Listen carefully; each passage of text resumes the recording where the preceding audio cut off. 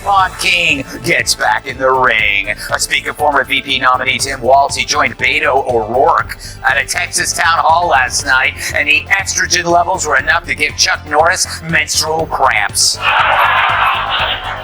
I wonder, is our strength our diversity? Our strength is our diversity. We've been talking about this for years as a country of immigrants, and we let them define the issue on immigration. We let them define the issue on DNI. But I'm thinking there's only one explanation for Tim spewing nonsense like this. Time of the month. At a no-break stand-up special, Greg Gutfeld didn't just roast Tim Walz. He flambéed him. Picture a gluten-free pie at a Texas barbecue. It never stood a chance. That's Walz, sitting front row while Gutfeld torches his record with the heat of 1,000 approval rating nosedives. This wasn't just comedy. It was demolition with punchlines. Walz continues to be criticized for embellishing his rank in service. After it came out over the weekend, he once claimed to be an official bikini inspector. Walz's direct superior in the National Guard says Walz knew his unit was about to deploy to Iraq and went behind the back of his superior officer to resign. When reached for comment, Walz yelled, "Hey, look over there!" and then ran away. Although Walz's actions look bad to veterans, Dems say these revelations could really help him win the coward votes. Tim Walz is the political equivalent of sad mashed potatoes. Lukewarm, unseasoned, and somehow always on the plate. When Gutfeld grabs the mic, it's not satire anymore. It's arson with a grin, armed with sarcasm sharper than a chainsaw in a fireworks warehouse. He tears through Walz's leadership like a caffeine-charged Dexter on amateur night. Exploited his military background to cover up his crime. He said it was related to his service, and that he actually wasn't drunk. He just misheard the instructions and the drunk test. He blew a super high level. It was like, 0.2, driving 100 miles an hour. And then when he's running for office, he said that he wasn't drunk.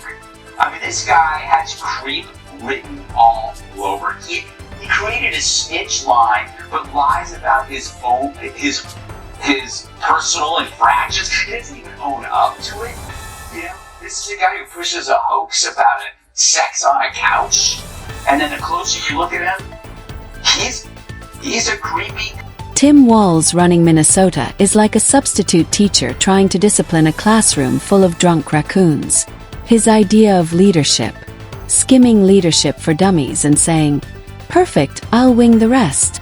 If the goal was to turn the land of 10,000 lakes into the land of 10,000 dumb ideas, mission accomplished. It's recently Donald Trump's executive order to make it more difficult, specifically to women, trying to make it more difficult for women to be able to vote.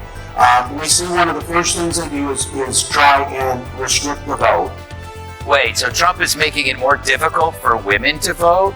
How so? Math problems? But it's further proof that the most dangerous thing for leftists is a follow-up question, which is why you never hear any. But I guess questioning elections is okay now. But the best moment came when Walz forgot. This isn't satire. It's competitive roasting. Gutfeld didn't even break a sweat skewering Tim Walz. It's like watching someone show up to a presidential debate with Crocs and a kazoo. Walz practically served himself on a platter labeled extra crispy, then leaned in and whispered, "Roast me harder." Bad cocaine, but Kamala can't speak, he can't speak, Biden was so high he couldn't remember anything. Like, this is literally the dumbest administration of all time. Why is he talking? It really is the ultimate clown show, and I said this in the pod. He's a clown without a circus. He's just he's roaming the terrain. Is there some carnival that I can work for? I'll watch your windows. He's a rogue clown. Yes. Who is just an inconsequential footnote to vice presidential history. Yeah. No one will remember his name on trivia night, and that's going to be in 3. Let's start with Walz's economic wisdom. You know what'll help? More taxes. That's right, after reviewing inflation, job losses, and businesses fleeing like it's the Titanic, he proposed an oxygen tax. Gutfeld's response: How do you make California look like a capitalist paradise? Minnesota under Walz is less economy, more escape room filled with DI pamphlets and CO2 forms. Especially talking about these old white guys who seem to disappoint us on a regular basis in this country. Dude. You're an old white guy. And you're right, you are a huge disappointment. I guess hating himself is the first thing he's nailed correctly. Because Walz saying old white men suck isn't a political stance, it's his confession.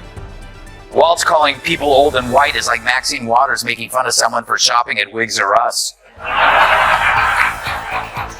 He wants to execute more DEI policies, and Trump wants to execute murderous gang members. So there you go, ladies. The only thing booming in Minnesota is bureaucracy and Advil sales. Walz's crime policy. Pure toddler logic. Picture this. Sirens, good intentions, and hope that criminals will be tamed by interpretive dance. Gutfeld shredded this nonsense like a raccoon in a compost bin. He called it what it is.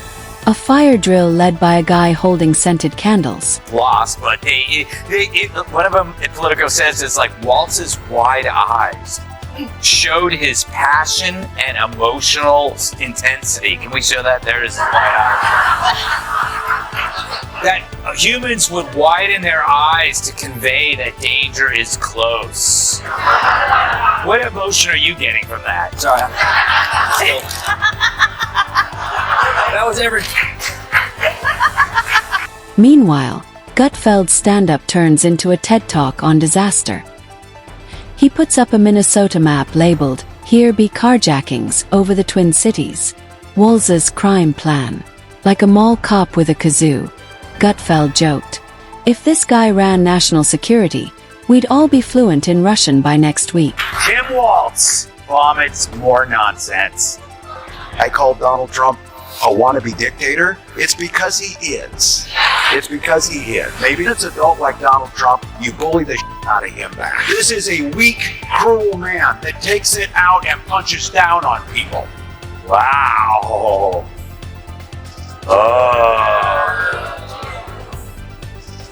Jamie. What a Painful, douchebag, huh? Greg. That was absolutely painful. He was the keynote speaker at this conference. Can you imagine having to watch? Ah yes, education. Walz's grand experiment in woke theater. Forget math and science.